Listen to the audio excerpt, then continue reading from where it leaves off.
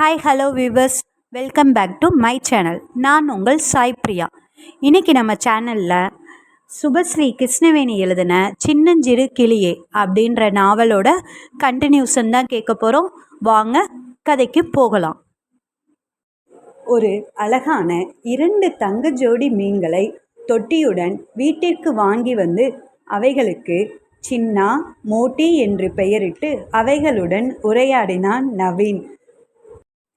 அடிக்கடி பேசினால் அழுத்துவிடும் என்பதால் அவ்வப்பொழுது இருவரின் மனநிலைக்கு தக்கவாறு அவைகளுடன் உரையாடுவது.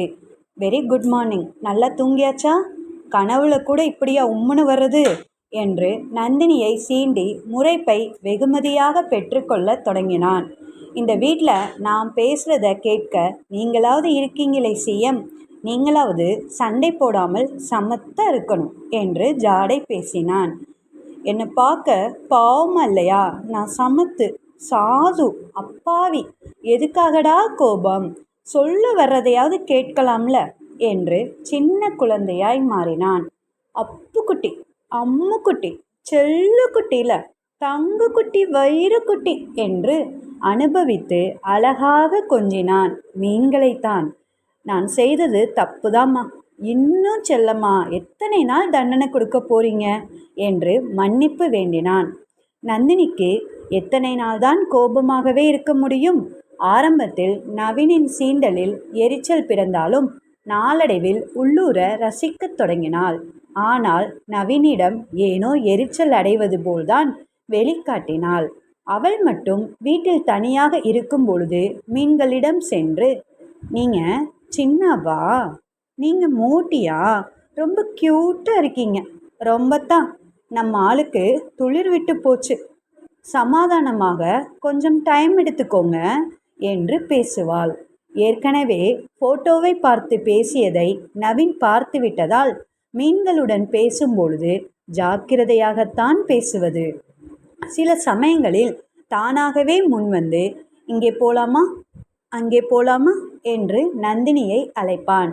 4 முறை நிர்தாட்சணியமாக மறுத்தாலும் இங்கிதம் கருதி 5வது முறையாவது எஸ் சொல்லுவாள். அப்படி ஒரு முறை வெளியில் சென்று வீட்டிற்கு தேவையானவற்றை வாங்கிவிட்டு திரும்பும் பொழுது அதே அப்பார்ட்மெண்ட் வளாகத்தில் வசிக்கும் சின்ன பெண் பிரியாவை பார்த்தனர். அந்த சிறுமியுடன் அவ்வப்பொழுது கொஞ்சி பேசுவது நவீனிற்கு பழக்கம்தான் என்பதால் அன்றும் அவளை பார்க்கும் பொழுது, ஹாய் பிரியா குட்டி, எப்படி இருக்கீங்க என்று புன்னகையுடன் விசாரித்துவிட்டு, நம்ம அடுத்த பிளாக்ல குடியிருக்காங்கல்ல, பிரியான்னு பேர் என்று மனைவியிடம் சொன்னான். அங்கிள், உங்களுக்கு தெரியுமா, எனக்கு இன்னைக்கு ஹாப்பி பர்த்டே என்று தன் அரிசி பற்கள் தெரிய சிரித்துவிட்டு சாக்லேட்டை நீட்ட நவீன் நந்தினி இருவருமே பிரியாவிற்கு பிறந்த நாள் வாழ்த்து தெரிவித்தனர். கையில் சின்ன குழந்தைக்கு தரும் வகையில் எந்த பரிசும் இல்லாமல் போகவே நவீன் பிரியா தன்னிடம் கொடுத்த சாக்லேட்டுடன் ரூபாய் தாளையும் குழந்தையிடம் பிறந்தநாள் பரிசாக நீட்டினான். அந்த குழந்தை சமத்தாக, பெரியவங்க தான் பாக்கெட்டில் பணம் வைக்கணும், சின்ன பிள்ளைங்க ரூபாய் வாங்கக்கூடாதுன்னு அம்மா சொல்லியிருக்காங்க, எனக்கு சாக்லேட் மட்டும் போதும் அங்கிள், தேங்க்ஸ் என்று பெரிய மனுஷி மாதிரி சொல்லிவிட்டு நவீனிடம் இருந்து தான் கொடுத்த சாக்லேட்டையே பிறந்தநாள் பரிசாக பெற்றுக்கொண்டாள். நந்தினிக்கு அந்த சிறுமியை மிகவும் பிடித்துவிட தன் பையில் இருந்து தேடி ஒரு பொம்மை கீச்சைனை பிரியாவின் கையில் கொடுத்துவிட்டு அந்த குழந்தையின் கன்னத்தில் முத்தமிட்டாள். தன் மனைவியை லக்கி பிரியா என்று சில நொடிகள் ஏக்கமாக பார்த்து சத்தமில்லாமல் நீண்ட பெருமூச்சை வெளியேற்றிவிட்டு இயல்பானான் நவீன். கை நிறைய பொருட்கள் இருந்ததால் தங்கள் தளத்திற்கு செல்ல லிஃப்டை உபயோகித்தனர். இவர்களின் நேரம் மின்சார துண்டிப்பால் பாதி வழியிலேயே லிஃப்ட் நிற்க இருவரும் தனிமையில் விடப்பட்டனர். அச்சோ, என்னது இது, ஏன் லிஃப்ட் இப்படி பாதியிலே நின்றுடுச்சு? உள்ளே இருந்த 4 தடுப்பு சுவருக்குள் இருள் பரவ நவீனின் அருகில் நின்றபடி கேட்டாள் நந்தினி. நல்ல வேளை இவனாவது துணைக்கு இருக்கானே என்று நினைத்து கொண்டாள். தனியாக மாட்டியிருந்தால் அவ்வளவுதான். நவீன் லிஃப்ட் சர்வீஸ் செய்கிறதை பற்றி ஏதாவது நோட்டீஸ் கொடுத்தாங்களா நந்தினி என்று அந்த இருளில் தன்னுடைய செல்போனை எடுத்து திறந்து முடிந்தவரை ஒளி பிறக்க செய்தான். அப்படி லிஃப்ட் சர்வீஸ் செய்வாங்க என்றால் உள்ளே ஆள் இருக்கிறது கூடவா தெரியாமல் செய்வாங்க என்று நவீன் செய்த மாதிரியே தானும் செல்போனை எடுத்து பிரித்தாள். பவர் கட் தான் நந்தினி ஆகியிருக்கும். அதனால்தான் லைட் எல்லாம் கூட ஆஃப் ஆகிடுச்சு. ஜெனரேட்டர் நம்ம அப்பார்ட்மெண்ட்ல வேலை செய்தானும் தெரியலையே என்று நவீன் சொல்ல பயத்தில் முன்னை விட கணவனின் அருகில் வந்தாள் நந்தினி. சுவரோடு சாய்ந்து கொண்டு, இங்கேயே எவ்வளவு நேரம் இருக்கிறது? ஹலோ, யாராவது இருக்கீங்களா? லிஃப்ட்டுக்குள்ள ஆள் இருக்கும். மின்தூக்கியின் கதவை தட்டியபடி கத்தினாள் நந்தினி. யாராவது அங்கே இருந்தால்தானே இவளின் குரல் அவர்கள் வரை எட்டுவதற்கு. சில நிமிடங்களுக்கு ஒருமுறை நந்தினி தன் முயற்சியையும் நிறுத்தவில்லை. அவளுக்கு பதில் சொல்லவும் வெளியில் ஆள் இல்லை. வெளியில் நீ கத்துறது கேட்குதோ என்னவோ நந்தினி. எதுக்காக தொண்டை தனியை வீணாக்குற? செல்போனிலும் சிக்னல் இல்லை. நேசன் அங்கிளிடம் ஏதாவது சொல்லி உதவியும் கேட்க முடியலை. சமாதானமாக சொன்னான் நவீன் சலித்து கொண்டே. எனக்கு பசிக்குது, வீட்டுக்கு வந்து சாப்பிடலாம் தான், வெளியே வேண்டாம்னு சொன்னேன். பழம் கூட வாங்கலை என்று நந்தினி அழுத்து கொண்டாள். பிரியா கொடுத்த சாக்லேட் வச்சிருக்கேல்ல, அதை பிரித்து சாப்பிடு. இப்போதைக்கு அதான் செய்ய முடியும் என்று தற்காலிக தீர்வளித்தான் நவீன். கையில் இருந்த சாக்லேட்டை பிரித்து சிறிது சிறிதாக தன் வாயினுள் போட்டாள் நந்தினி. அவள் அதை ரசித்து சாப்பிடும் அழகையே மங்கலான ஒளியில் பார்த்து ரசித்து கொண்டிருந்த அவள் கணவனுக்கு 4 தடுப்புக்குள் பார்வையை வேறெங்கும் திருப்பவும் முடியவில்லை. முடிந்திருந்தாலும் தன் மனைவியை விட்டு பார்வையை விலக்கியிருப்பானா என்பது சந்தேகமே. நவீன் தன்னையே பார்ப்பதை உணர்ந்தவள் மீதமிருந்ததை அவனிடம் வேண்டுமா என்று ஜாடை காட்டி வினவினாள். பின்னங்கழுத்தை அழுந்த தேய்ந்து கொண்டவன், எனக்கு இத்தினூண்டு, அதுவும் இப்படி வேண்டாம், முழு சாக்லேட் தான் வேணும் என்று கூறியவனை புரியாமல் பார்த்தால் அவள் அருமை. நான் கேட்குறது வேற மாதிரி நந்தினி, இப்போதைக்கு விட்டுடு, எப்போ முடியுதோ வாங்கிக்கிறேன் என்றான் பூடகமாக. தோலை குலுக்கி கொண்டு சாப்பிட்டுவிட்டு முடிந்தவளுக்கு சிறிது நேரத்தில் தொடர்ந்து விக்கல் வர தன் கைப்பையை துளாவியவளை பார்த்து அதிலிருந்து காலி தண்ணீர் பாட்டில் சிரித்தது. விக்கலின் நடுவே, எனக்கு இப்போ தண்ணி வேணும் என்றால் சின்ன குழந்தை போல். நவீன் பதட்டமாக, ஐயோ நந்தினி தள்ளிவா, பெரிய கரப்பாம்பூச்சி என்று கத்தினான். சாவகாசமாக அவன் மேல் லேசாக சாய்ந்தபடி திரும்பி பார்த்தவள் அங்கு கரப்பான்பூச்சி இல்லாமல் போகவே நவீனிடம் திரும்பி, பயமுறுத்த ட்ரை செய்தீங்களா? இதுக்கெல்லாம் எனக்கு பயம் கிடையாது, தண்ணி என்றால் விக்கியபடியே. தாடையை தடவிக்கொண்டே நவீன், இந்த லிஃப்ட் எப்போ சரியாகுமோ தெரியாது, இப்பவே 10 நிமிஷம் ஆச்சு என்று சொல்லவும் நந்தினி அதுவரை தாங்காது என்பது போல் பார்க்கவும் அவனே தொடர்ந்து, ஒரு வழி இருக்கு விக்கலை நிறுத்த, ஆனால் நீ என்ன சொல்லுவியோ என்று பீடிகை போட்டான். பில்டப் தாங்கல, ஏதாவது ஹெல்ப் செய்வீங்களா இல்லையா ப்ளீஸ்? கீழே இருந்து பொருட்களை ஓரமாக ஒதுக்கியவன் அவளை நோக்கி மெல்ல திரும்பினான். அந்த சின்ன லிஃப்டை மேலும் குறுக்கி கொண்டிருப்பவனையே இமைக்காமல் பேந்த பார்த்து விழித்து கொண்டிருந்தாள் நந்தினி. ஒற்றை விரலால் அவளது முகத்தை நன்றாக நிமிர்த்தி நவீன் உற்று நோக்க நந்தினியின் இதய துடிப்பு அவளது விக்கல் ஒளியை மிஞ்சும் போல் இருந்தது. அவள் முகத்தை 2 கரத்தாலும் தாங்கி தன் பெருவிரலால் அவள் கன்னத்தை தடவி கொடுத்து கொண்டே மிக ரகசியமான குரலில், விக்கலை நிறுத்த நிறைய அருமையான வழி இருக்கு நந்து, ஒரே ஒரு முத்தம் கொடுக்கவா? அவள் உதடுகளை விழிகளால் வருடிக்கொண்டே கேட்டான். நவீனின் கரம் அவள் கன்னத்தில் பட்ட சிறிது நேரத்திலேயே நந்தினியின் விக்கல் நின்று விட்டிருந்தது. அவள் அதை உள்வாங்காமல் இருந்தாலும் நவீனின் கவனிப்புக்கு விக்கல் நின்று போனது தப்பில்லை எனினும் விழிகளை அகல விரித்து அவனையே இமைக்காமல் பார்த்து கொண்டிருந்தவளை விட்டு விலகவும் முடியவில்லை அவனால். லேசாக அவள் முகத்தை சாய்த்து அவள் மூச்சுக்காற்று படும் நெருக்கத்தில் வந்தவன் ஒரு கணம் தயங்கி பின் அவள் கன்னத்தில் அழுந்த முத்தமிட்டான். மெல்ல விலகியவனின் உதடுகள் என்ன தடுத்தும் நிற்காமல் அவளின் இதழ்களை பட்டாம்பூச்சியின் சிறகுகளால் சீண்டுவது போல் மெதுவாக தீண்டின. தான் எங்கு நிற்கிறோம் என்பதெல்லாம் அந்த சில கணத்தில் மறந்து விழிகளை மூடியிருந்தவள் அவன் இதழ்களின் மெல்லிய ஸ்பரிசத்தில் தன் இமைகளை திறந்து மிக நெருக்கமாக தெரிந்த அவன் முகத்தை பார்த்தாள். நவீனின் மோகன புன்னகையில் தன்னை சிறிதாக தொலைத்து கொண்டிருந்தவள் திடீரென பளிச்சிட்ட விளக்கொளியில் சுய உணர்வு பெற்று தன் கணவனை தள்ளிவிட்டாள். தன் மனைவியின் விழிகளில் மயக்கம் லேசாக குறைய ஆரம்பித்ததுமே இதை எதிர்பார்த்திருந்தவன் என்பதால் சுதாரித்து கொண்டு நகர்ந்தான் நவீன். லிப்ட் கதவு திறக்க பைகளை அங்கேயே போட்டுவிட்டு ச என்றதுடன் கால்கள் தரையில் ஒலி எழுப்ப அங்கிருந்து விடுவிடுவென அகன்றாள். நவீன் எதற்கும் தன்னை பலவந்தப்படுத்தவில்லை என்பது நந்தினிக்கு அப்பொழுதே கருத்தில் படவும் இல்லை, பதியவும் இல்லை. தலையை அழுந்த கோதியவனும் மெல்ல இந்த உலகிற்கு தரையிறங்கினான். ஒரு நீண்ட பெருமூச்சுடன் வீட்டை அடைந்தவனை நந்தினி குறுக்கும் நெடுக்கும் நடந்து கொண்டிருக்கும் காட்சிதான் வரவேற்றது. எதுவும் நடக்காதது போல் வாங்கி வந்த பொருட்களை அந்தந்த இடத்தில் வைத்தவனை தீப்பார்வையால் தொடர்ந்தாள் நந்தினி. தன் கைப்பையை சோபாவில் தூர வீசியவளின் முன்பு தண்ணீர் பாட்டிலை எடுத்து வந்து வைத்து விட்டு மீதி வேலைகளை கவனித்தான்.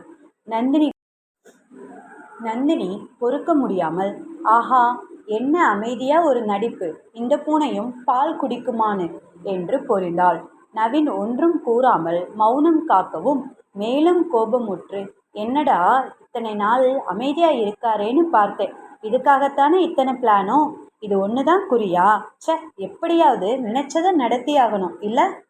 நவீன் வாயையும் எப்படியாவது திறக்க வைக்க வேண்டும் என்று சொல்லிக்கொண்டே போனவள் அவனின் பார்வையில் லேசாக அமைதியானாள். கண்களை இறுக மூடி திறந்தவனுக்கு வாயிலிருந்து வார்த்தைகள் வெளிவர துடித்தன.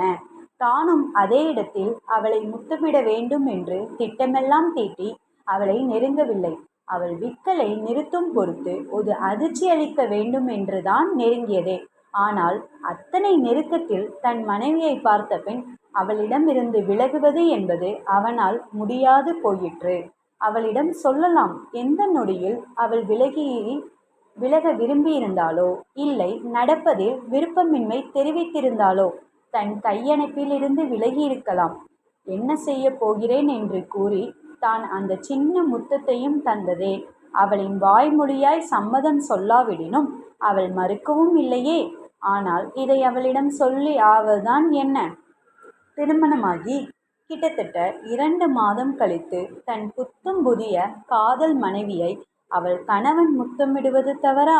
டேய், அவள் உன் காதல் மனைவியா இல்லை நீ காதலிக்கிற மனைவியா என்று நடுவில் கேட்டது உள்ளிருந்து ஒரு குரல். அதை அடக்கிவிட்டு தவறுதான் என்று இடித்துரைத்தது அவன் அறிவு. நந்தினிக்கு இன்னமும் உன் மீது நீர் பூத்த நெருப்பாக கோபம் இருக்கிறது என்று தெரிந்தும் அப்படி செய்தது தப்புதான் என்று மேலும் குட்டியது. இப்போது பார், அவள் கோபத்தை இன்னும் சம்பாதித்து கொண்டாள். மீண்டும் சத்தம் இன்றி ஒரு பெருமூச்சை வெளியேற்றியவன், எனக்கு மட்டும் ஆசையா என்ன அவளை கோபப்படுத்தி பார்க்கணும்னு என்று நினைத்தான். இல்லையென்றால் மட்டும் அவள் கோபப்படுவதற்கு காரணம் வேண்டுமாக்கும். நவீன் மௌனமாக இருப்பதை பார்த்து மேலும் சினந்து வார்த்தைகளை அள்ளி தெரித்தாள் நந்தினி. நெற்றியை சுருக்கி அவளை பார்த்தவன், நீ ஷேக்ஸ்பியர் படிச்சிருக்கியா நந்தினி என்று கேட்டான். இப்போது என்ன சம்பந்தமில்லாமல் இவன் பேசுகிறான் என்பது போல் நோக்கியவளை பார்த்து, the lady doth protest too much methinks என்று வரும், ஐ டூ திங்க் சேம் என்று சொல்லிவிட்டு அவள் வயிற்றெரிச்சலை வாய் மூலம் வெளியிடுவதை கேட்க அவன் அங்கு நின்று கொண்டிருக்கவில்லை.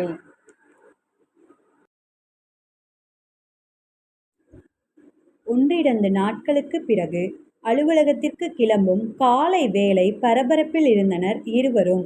நவீன் அன்று ஷேக்ஸ்பியரை கோடிட்டு காட்டி சொல்லிவிட்டு போனதும் கத்தியவள் இன்னமும் அதிலிருந்து மீளாமலே இருந்தாள். நவீனோ அவளை மேலும் சினமுற செய்ய வேண்டாமென அமைதி காத்தான்.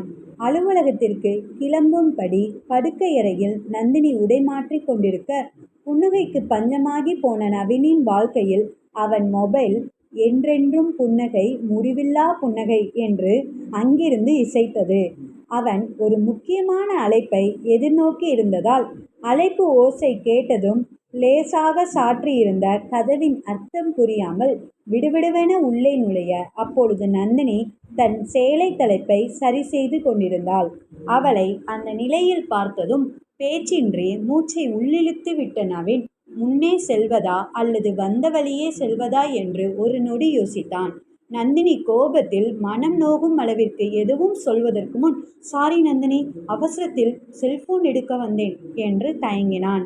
நந்தினியின் கையருகே இருந்த கைபேசி அப்போது திரும்ப சினுங்கவும் அதை எடுத்து ஏதோ ஒரு சாக்கு என்று அவனை நோக்கி அதை தூக்கி எறிந்தாள்.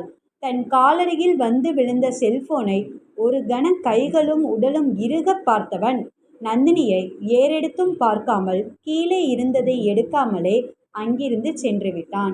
தான் அப்படி செய்த அடுத்த நொடியே தன் தவறை உணர்ந்தவள் உடையை சீர் செய்து கொண்டு வெளியே வரும் முன் நவீன் வீட்டில் இல்லை, அலுவலகத்திற்கு கிளம்பிவிட்டான். விட்டிருந்த செல்போனை பார்த்தவளுக்கு எதற்கென்றே புரியாமல் கண்களில் கண்ணீர் துளித்தது. கோபத்துடன் கண்ணீரை துடைத்து கொண்டவள் சோபாவில் சாய்ந்து தன்னை ஆசுவாசப்படுத்தி கொள்ள முயன்றாள். எனக்கு ஏன் இப்படி சகட்டு மெனிக்கு கோபம் வருது? எதுக்கு நவீன் இத்தனை தலைஞ்சு போகணும்? அவனும் பதிலுக்கு எதுவும் சொன்னால் நான் கொஞ்சம் அமைதியா இருப்பேனா? அவன் அமைதியாக போக போக தான் நான் ரொம்ப ஆடுறேன். எல்லாம் அவன் தப்பு தான். நான் எவ்வளவு ஈஸி கோயிங் பர்சன், என்ன போய் இப்படி என்று தண்ணீர் தொடங்கி நவீனில் முடித்தாள். நவீனின் செல்போனை எடுத்து கொண்டு அலுவலகத்திற்கு சென்றாள். அவள் அலுவலகத்தில் திருமணமாக போகும் ஒருவருக்கு பிரிவு உபச்சார விருந்து. அதற்காகத்தான் இந்த செயலையெல்லாம். இல்லையென்றால் எப்பொழுதும் போல் ஒரு சல்வாரோ ஃபார்மல்ஸோ போட்டிருந்தால் இந்த பிரச்சனையே இல்லை. குனிந்து புடவையை பார்த்தவளுக்கு வெறுப்பாய் இருந்தது. வீட்டிலிருந்து கோபத்துடன் கிளம்பி வந்த நவீனிற்கு காலையில் நடந்ததையே நினைத்து கொண்டிருக்க முடியாமல் வேலை பளு அழுத்தியது. மீட்டிங், ப்ராஜெக்ட் முடித்து கொடுக்கும் வேலை, அது இது என்று தேவையற்றவற்றை நினைத்து கொண்டு கவலை கொள்ள நேரமில்லை. இருந்தாலும் நடுநடுவே அவன் மேஜையில் நந்தினி சிரித்த மாதிரி இருந்த படம் அவனை பார்த்து கெக்களித்தது. வேலை சிறிது ஓயும் நேரம் அவனுடைய கல்லூரி தோழி சாதனாவிடம் இருந்து நேரில் சந்திப்பது குறித்த மின்னஞ்சல் வந்திருந்தது. காலையிலிருந்து அவள் அழைப்பிற்காக தான் காத்திருந்தான் நவீன். சாதனாவின் தந்தை நகரில் புகழ்பெற்ற வழக்கறிஞரில் ஒருவர். அவளுக்கு திருமண வாழ்க்கையில் ஏற்பட்ட சில கசப்பான சம்பவங்களின் அடிப்படையில் தந்தையிடம் விவாகரத்து வழக்கு பற்றி பேசி உதவி பெறும் நிலையில் இருக்கிறாள். அது குறித்து பேசுவதற்கும் ஆறுதலுக்காகவும் தான் நவீனை தேடி வந்தது. அவளுக்கு இளங்கலையில் தொடங்கிய நவீனுடனான நட்பு இருவரும் வெவ்வேறு கல்லூரிகளில் முதுநிலை பயிலும் போதும் சரி, வேலையில் சேர்ந்த பிறகும் சரி, நல்ல ஆரோக்கியமான நட்பாகவே தொடர்கிறது. மதிய வேளையில் நந்தினி நவீனை தேடி அவன் வேலை செய்யும் தளத்திற்கு வந்தாள். அவனுடைய செல்போனை அவனிடம் கொடுத்துவிட்டு மன்னிப்பு கேட்டுவிட வேண்டும் என்று நினைத்து அவனை தேடியவளுக்கு அவன் தட்டுப்படவில்லை. விக்னேஷ் தான் அகப்பட்டான். ஹாய் நந்தினி, எங்கே இந்த பக்கம்? உங்க ஆளை தேடியா? அவன் பிஸ்னஸ் மீட் முடிச்சதும் சாதனாவை பார்க்க கேண்டீன் போயிட்டானே, அங்கே போய் பாரு என்று விட்டு தன் வேலையை பார்க்க பறந்தான் விக்னேஷ். சாதனா நவீனின் தோழி என்பது வரை மட்டும்தான் நந்தினிக்கு தெரியும். அவள் இந்த அலுவலகத்தில் கூட வேலை பார்க்கவில்லை. திருமணத்திற்கு வாழ்த்து தெரிவித்த பொழுது அறிமுகப்படுத்தி வைத்திருந்தான். இருவருக்குமான உணவை வாங்கி வந்த நவீனின் ஹே சாதனா, எப்படி இருக்க என்ற உற்சாகமான நலன் விசாரிப்பு மற்றவர்களுக்கு முதுகை காட்டி உட்கார்ந்திருந்த சாதனாவை பார்த்ததும் மறைந்தது. என்னாச்சு சாது? கண்ணில் தண்ணி, முகமெல்லாம் சிவந்திருக்கு. வாட் ஹேப்பன் சாதனா என்றான் உண்மையான கரிசனத்துடன். அவனின் அக்கறை அவளை மேலும் உடைய செய்யவும், ஹே என்னாச்சு, ரகு எப்படி இருக்கான் என்று அவளுடைய கணவனை பற்றி விசாரித்தான். சாதனா லேசாக விசும்பிக்கொண்டே, அவன் எங்கே இருப்பான், எப்போ பாரு வேலை வேலைன்னு என்கிட்ட அவன் முன்ன மாதிரி இருக்கிறது இல்லை நவீன். நான் பெரிய தப்பு செய்து விட்டேன். காதலிச்சு கல்யாணம் செய்துக்கிட்டதே தப்பு போல இருக்கு. அப்பாவுக்கு முதலில் அத்தனை இஷ்டம் இல்லை இந்த விஷயத்துல. தாயில்லாத பொண்ணு தான்னு என் விருப்பத்துக்கு சம்மதம் சொன்னாங்க. இப்போ அவர்கிட்டையும் என்னால் பேச முடியலை என்று அழுதாள். முதலில் அழுறதை நிறுத்த சாதனா. இந்த தண்ணியை குடி. இப்போ சொல்லு, வாட் இஸ் யுவர் ப்ராப்ளம்? தண்ணீரை குடித்தவள், எல்லாமே ப்ராப்ளம் தான் நவீன். முதலெல்லாம் என் கூட நிறைய நேரம் செலவு செய்வார். இப்போ பார்க்கறதுக்கே ரொம்ப குறைச்சலாக இருக்குது. அப்படியே பார்த்து பேச டைம் இருந்தாலும் பாதி நாள் சண்டை தான். இதுக்காகவா அப்பா கூட சண்டை போட்டு கல்யாணம் செய்துக்கிட்டோன்னு இருக்கு என்று அழுத்து கொண்டாள். என்ன இது சின்ன குழந்தை மாதிரி சாதனா? என்னால் இதை நம்பவே முடியலை. காதலிக்கும் போது இருந்த மாதிரியே எப்பவும் இருக்க முடியுமா? இப்போ உங்களுக்கு பொறுப்புகள் நிறைய இல்லையா? இது வாழ்க்கைமா. ரகு செய்கிற வேலையெல்லாம் உனக்காகத்தானே சாதனா? நீ இதே அலுப்பை தப்பு செய்திட்டோம்னு நினைக்கிறத அவன்கிட்டயே காட்டுறியா? கண்களில் கூர்மையுடன் கேட்டான் நவீன். தப்பு செய்தவள் போல் பார்த்தவள், நீ என்னையே குறை சொல்லு. அவன் கொஞ்சம் எனக்கு அனுசரணையாக போகலாம் என்று எனக்கு ஆறுதல் சொல்றியா நீ? பொண்ணுங்களை மட்டும்தான் அட்ஜஸ்ட் செய்து போக சொல்லுவீங்க. அப்பாவும் அவனுக்கு தான் சப்போர்ட். அவன் அம்மா தங்கையும் அவனுக்கு தான் சப்போர்ட். எனக்கு யாருமே இல்லை என்றவளின் விழிகள் திரும்பவும் நனைந்தன. சாதனா, புரியாமல் பேசாத. ஆண் பெண் என்ற பேதம் இப்போ எங்கேருந்து வந்துச்சு? நீ செய்கிறத நினைக்கிறதெல்லாம் கரெக்ட் அப்படின்னு சொல்லணும்னா நீயே பேசி ரெக்கார்ட் செய்துக்கிட்டு போட்டு கேளு. இங்கே வந்திருக்க வேண்டியதே இல்லையே. அதுவும் இல்லாமல் உங்களுக்குள்ள என்ன பிரச்சனை என்று எனக்கு தெரியாது. உன் கூட பேசும்போது உன் கணவனை புரிஞ்சுக்கிட்டு உன்னை மாற்றிக்கோ என்று தான் சொல்ல முடியும் சது. 2 பேரும் காலேஜில் அப்படி சுற்றி சுற்றி வந்து லவ் செய்தீங்க. இப்போ என்ன கல்யாணமாகி 6 மாதத்துல இந்த மாதிரி? ப்ளீஸ் சாதனா, நீயும் சந்தோஷமாக இருந்து உன்னை சுற்றி இருக்கிறவங்களையும் சந்தோஷமாக வச்சுக்கோ என்றான். சில கணங்கள் அமைதி காத்தவள், எனக்கு சில நேரம் நான் சரியான ஆளை தேர்வு செய்யலையோன்னு தோணுது நவீன் என்றாள் எங்கோ வெறித்து கொண்டு. அவள் கைகளை பற்றி கொண்டு, வெற்றிகரமான திருமணம் என்பது சரியான ஆளை தேர்ந்தெடுப்பதில்லை. அந்த சரியான ஆளாக நீ இருப்பதுதான். இதை நான் சொல்லலை, யாரோ சொல்லியிருக்காங்க. நீ தான் கொஞ்சம் விட்டு கொடுத்து போயே சாதனா. ரகு என்ன குடி, ரேஸ், கெட்ட சகவாசம் என்று இருக்கானா? சில நாள் கொஞ்சம் வேலை டென்ஷன் இருந்திருக்கும். அதையெல்லாம் பெருசுப்படுத்திக்கிட்டு கிடைச்ச நல்ல வாழ்க்கையை விட்டுடாதே என்று அவள் கரத்தை அழுத்தி கொடுத்தான். நந்தினி நவீனை பார்த்ததும் இந்த சந்தர்ப்பத்தில்தான் நவீனிடம் சென்று மன்னிப்பு கேட்கலாம் என்று வந்தவள் அவர்கள் இருவரையும் பார்த்து சில நொடிகள் தயங்கி நின்றாள். அவளை நிமிர்ந்து பார்த்த நவீனின் கண்களுக்கு காலையில் போட்ட சண்டையை ஒருவேளை இங்கேயும் தொடர வந்திருக்கிறாளோ என்று எண்ணும் அளவிற்கு இரக்கத்துடன் தென்பட்டாள் நந்தினி. வா நந்தினி. நந்தினி, சாதனா உங்க 2 பேருக்குமே ஏற்கனவே ஒருத்தரை ஒருத்தர் தெரியும் இல்லையா என்று அறிமுகப்படுத்தியவன் நந்தினியிடம் திரும்பி, என்ன நந்தினி என்று உட்கார்ந்த இடத்திலிருந்து எழாமல் கேட்டான் நவீன். சாதனாவை ஒருமுறை திரும்பி பார்த்து புன்னகைத்தவன் நவீனிடம், வந்து உங்க கூட கொஞ்சம் பேசணும் என்றாள். நாங்கள் கொஞ்சம் பர்சனலாக பேசிகிட்டு இருக்கோம். அப்புறம் கால் செய்யவா? Anything important? முக்கியம் இல்லாவிட்டால் உன்னை தேடி நான் ஏன் வரேன் என்று நக்கலாக நினைத்தவள், உன் மனைவியை விட உனக்கு அப்படி என்ன பர்சனல் என்று சினந்தாள். அவன் மனைவியாக ஒரு நொடியேனும் தான் அதுவரை நடந்திருக்கவில்லை என்பதை மறந்து, nothing important at all. You carry on with your personal work என்று கழுத்தை வெட்டி கொண்டு அங்கிருந்து சென்றாள். அவள் போவதையே சிறிது நேரம் பார்த்திருந்தவனின் கவனத்தை கலைக்கும் விதமாக, ஹே, நான் கேட்கவே மறந்து போனேன். எப்படி இருக்கு உன் மேரேஜ் வாழ்க்கை?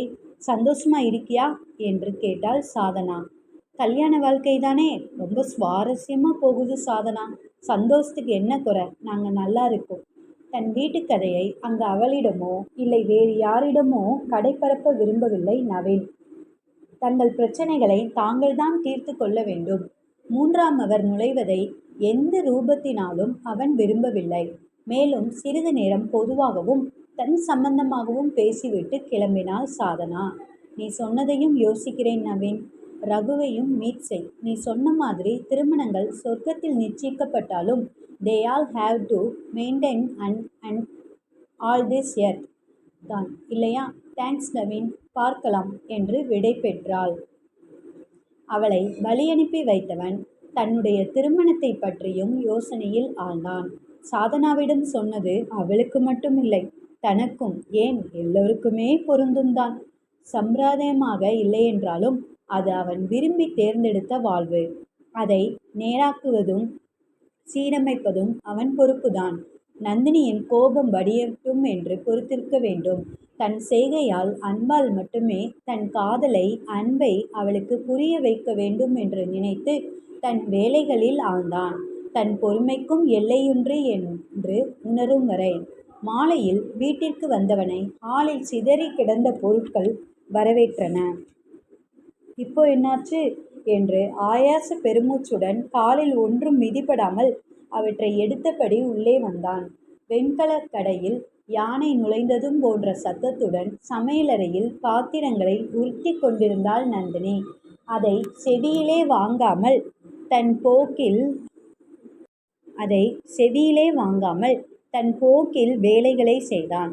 காலையில் இருந்த ஆத்திரம் மதியம் சாதனாவிற்காக தன்னை அலட்சியம் செய்தது என்றெல்லாம் சேர்ந்து கொள்ள பாதி முருங்கை மரத்தில் இருந்த நந்தினி மீண்டும் உச்சாணி கொம்பில் ஏறிக்கொண்டு கையில் கிடைத்ததையெல்லாம் போட்டு உடைத்தாள். சோபாவில் அமர்ந்திருக்கும் நவீனின் காதில் விழுமாறு பர்சனல். மனைவிக்கு நல்லாவே மரியாதைதான், இதில் மதிப்பு குறையாமல் நடத்துறதா பெருமை வேற, எல்லாம் என் தலையெழுத்து என்று புலம்பிக் கொண்டிருந்தாள் நந்தினி. ஒரு கட்டத்தில் நவீனே அவள் அனத்தல் பொறுக்க முடியாமல், இப்போ என்ன நடந்து போச்சுன்னு இந்த குதிக்கிற? காலையில் தெரியாமல் ரூமுக்கு வந்துட்டேன், அதுக்காக ஏன் இப்படி எல்லாத்தையும் போட்டு உடைக்கிற? என்னதான் வேணும் உனக்கு என்று எதிர்த்து கேட்டான். எனக்கு நிம்மதி இல்லாமல் செய்துட்டு என்னவோ உங்கள் மேலே தப்பே இல்லாத மாதிரி வந்து பேசுகிறீங்க. எத்தனை நாளாக இப்படி இன்னொருத்தவங்க முன்னாடி என்னை அசிங்கப்படுத்தி அனுப்பணும்னு நினச்சிங்க? பெண்டாட்டிக்கிட்டேயே மற்றவங்களோட பேசுகிறத பர்சனல் என்று வேற சொல்கிறீங்களா என நேரடியாகவே தாக்குதல் நடத்தவும் நவீனின் பொறுமை கைவிட்டது. Nandini, I am really tired, please விட்டுடு, நாம் பிறகு பேசலாம் என்று நவீன் பல்லை கடித்ததும் கூட நந்தினி தம் பேச்சை நிறுத்தவில்லை. ஆமாம், என் கூட பேசணும்னா உங்களுக்கு கசக்க தான் செய்யும். நான் எல்லாம் ஒரு ஆள் கணக்கா என்ன உங்கள் கண்ணுக்கு? அப்புறம் பேசலாம், அப்படி இப்படின்னு சாக்கு கூட சொல்லலையானால் பிழைக்கிறது எப்படி? நக்கலா நந்தினியிடமிருந்து வார்த்தைகள் வெளிவரவும் நவீனின் கோபம் எல்லை கடந்தது. இவளையா நான் நாள் கணக்கில் சேர்க்கவில்லை? தான் பேசுவதை கேட்கவே செய்யாமல் உட்கார்ந்து பேசாமல் சாக்கு சொல்லி திரிவது யாரென்ற ஆத்திரத்தில் அவள் அடுத்து பேச ஆரம்பிக்கும் பொழுதே இறுகிய முகத்துடன், ஏய், என்னதான் நினைச்சிட்டு இருக்க உன் மனசுல? Will you stop it please என்ற கோபத்துடன் கர்ச்சித்தபடி நெருங்கியவனை பார்த்து அரண்டாள் நந்தினி. தன் கணவனின் கோபம் முதல் முறையாக முழுவீச்சில் அவளை எட்டி கலவரப்படுத்தியது. அரண்ட முகத்துடன் தேகம் லேசாக நடுங்க, கண்களில் பயத்துடன் கண்ணீரும் போட்டி போட நின்றாள். கோபத்துடன் அவளை நெருங்கியவன் மனைவி நனைந்த கோழி குஞ்சு போன்ற பாவனையில் இருப்பதை பார்த்ததும் அமைதியாக இருக்க முடியாமல், என்ன சொன்னாலும் இவன் வாயை மூடிட்டு போவான்னு நினைச்சியா? பழைய பிரச்சனையை பேசி தீர்க்காமல் இருக்கும் பொழுது 2 பேரும் வேறெந்த ஆர்கியூமெண்ட்க்கும் இறங்க வேண்டாம்னு தான் பொறுமையாக போனேன். ஆனால் கொஞ்சம் கூட உனக்கு மனசாட்சியே இல்லாமல் you are crossing your limits ராட்சசி என்று தெளிவாக சொல்லிவிட்டு வெளியேறிவிட்டான். அவன் அங்கிருந்து சென்ற பின்னும் நந்தினிக்கு அவள் தேகத்தின் நடுக்கம் நிற்கவே வெகு நேரம் ஆனது. பைக்கை எடுத்துக்கொண்டு எந்த இலக்குமின்றி சென்றவன் கடைசியில் கடற்கரைக்கு வந்து சென்றான். கடற்கரை மணலில் வானத்து விண்மீன்களை பார்த்தபடி படுத்திருந்த நவீனின் மோன நிலையை பக்கத்தில் ஒரு காதல் ஜோடி சந்தோஷமாக சிரித்த ஒலி கலைத்தது. அவர்களின் புறம் திரும்பியவன் தன்னையும் அறியாமல் ஒரு நீண்ட பெருமூச்சு வெளியிட்டான். அவனின் எண்ணங்கள் நந்தினியை பார்த்ததிலிருந்து போன நொடி வரை நடந்ததை எண்ணி அசை போட்டான். நாங்கள் இருவரும் கூட இப்படித்தான் ஜோடியாக மகிழ்ச்சியாக இருந்திருப்போம். காலமும் நேரமும் மட்டும் சரியாக இருந்திருந்தால்.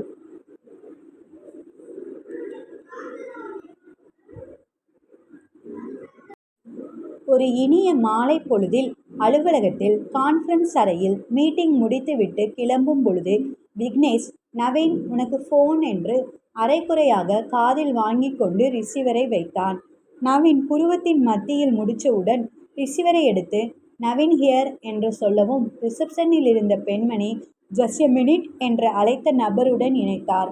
மறுமுனையில் உற்சாகமாக, நவி, எவ்வளவு நேரம் உன் செல்லுக்கு ட்ரை பண்ணுறது? எங்கே போயிருந்த? ஹிப்போட்டமஸ் இருந்தாலும் உன்னை ஃபோனில் பிடிக்க என்ற கேள்விகள் பிறக்கவும் நவீன் பேச்சிழந்து நின்றான். அவளது குரலில் இருந்த உற்சாகம், அதில் தெரிந்த உரிமை, சின்ன குழந்தைக்குரிய கோபத்தை வெளிப்படுத்தும் பேச்சு கேலி, ஏமாற்றம் எல்லாமே நவீனை மிகவும் ஈர்த்தன. அந்த இனிய குரலுக்குரிய சொந்தக்காரி எதற்காக என்னிடம் போன் செய்து பேசுகிறாள் என்று நெஞ்சம் பரபரத்தது. நவீனா, ஆர் யூ தேர்? என்னடி பேச்சையே காணோம் என்று மறுமுனையில் பொறுமையிழந்த குரலில் கேள்வி பிறக்கவும் நவீனிற்கு ஓரளவு குழப்பம் தீர்ந்து நவீனாவிற்கு வந்த அழைப்பை தான் பேசிக் கொண்டிருக்கும் விஷயம் தெளிவானது. நவீனின் ப்ராஜெக்டில் நவீனா என்கிற பெண்ணும் வேலை பார்த்து கொண்டிருந்தாள். இருவரின் பெயரும் கிட்டத்தட்ட ஒரே மாதிரி இருப்பதால் குழப்பத்தை தவிர்க்கும் பொருட்டு நவீனாவை வீன்ஸ் என்று தான் டீமில் அழைப்பது. நவீனாவிற்கு போன் என்று வரவும் விக்னேஷ் சரியாக முழு பெயரையும் கவனிக்காமல் இவனிடம் கொடுத்து விட்டான் போல. தொண்டையை செருமிக் கொண்டு, ஹலோ, உங்களுக்கு யாரிடம் பேசணும் என்று வினவினான் நவீன். சரளமாக பேச்சு தொண்டையிலிருந்து வருவதற்கு மறியல் செய்தது. ஓ சாரி என்ற பணிவான குரலில் தெரிவித்தவள், நவீனா கிட்ட பேச முடியுமா என்று கேள்வி வந்தது. விட்ஸ் இங்கே இல்லை, அவங்க கிட்ட ஏதாவது தகவல் சொல்லணுமா? உங்க பெயர் என்று நவீனின் குரல் அவனையும் மீறி குலையவும் மறுமுனையில், நோ தேங்க்ஸ், நான் அவளுடைய செல்லுக்கு ட்ரை செய்துக்கிறேன் என்று அவசரமான பதிலுடன் பேச்சு துண்டிக்கப்பட்டது. ரிசீவரையே சில நொடிகள் பார்த்த நவீனிற்கு ஏனோ அந்த பெண்ணின் முகத்தை உடனே பார்க்க வேண்டும் போல் விருப்பம் எழுந்தது. அந்த இச்சை எழுந்தது ஒரு நொடியே என்றாலும் நினைப்பு தோன்றியது என்னவோ நிஜம்தான்.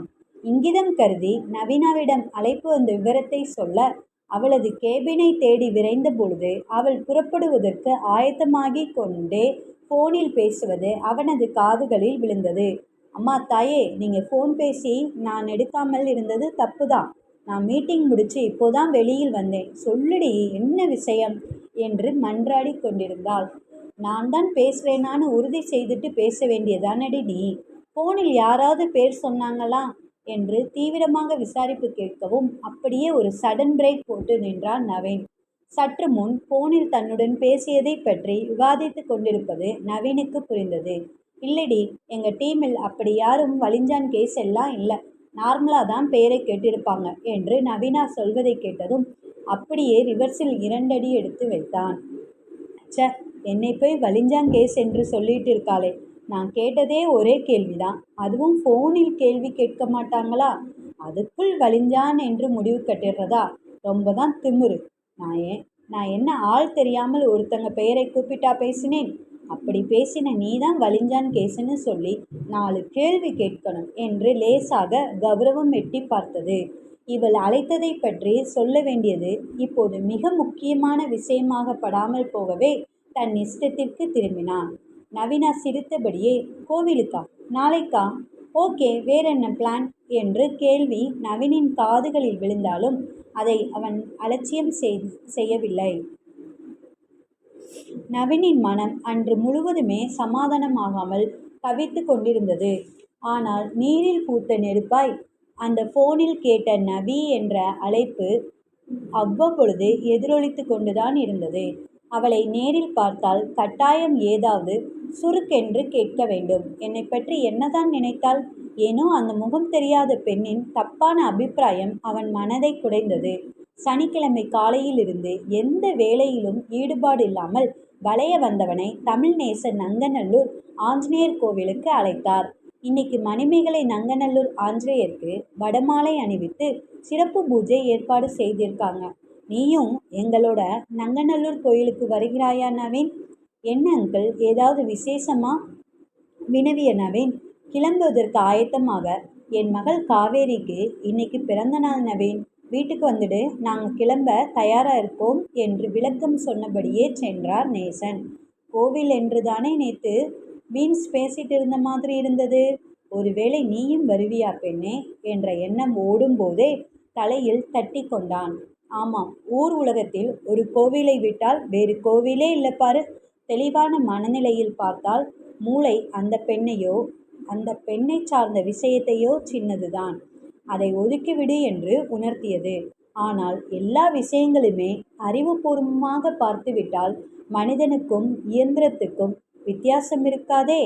பிரம்மாண்டமான ஆஞ்சநேயரை வணங்கி பூஜை முடித்து பிரகாரத்திற்கு வந்தபொழுது நவீனாவை தற்செயலாக எதிர்கொள்ள ஒருவருடைய தீவிரமான எண்ணங்களின் அலைவரிசை நடப்பை நிர்ணயிக்கின்றன என்று அனுபவபூர்வமாக உணர்ந்தான் நவீன். நண்பனை கண்டதும் உற்சாகமாக, ஹாய் நவீன், எங்கே இவ்வளவு தூரம்? சாமி கும்பிடவா என்று வினவினாள் நவீனா.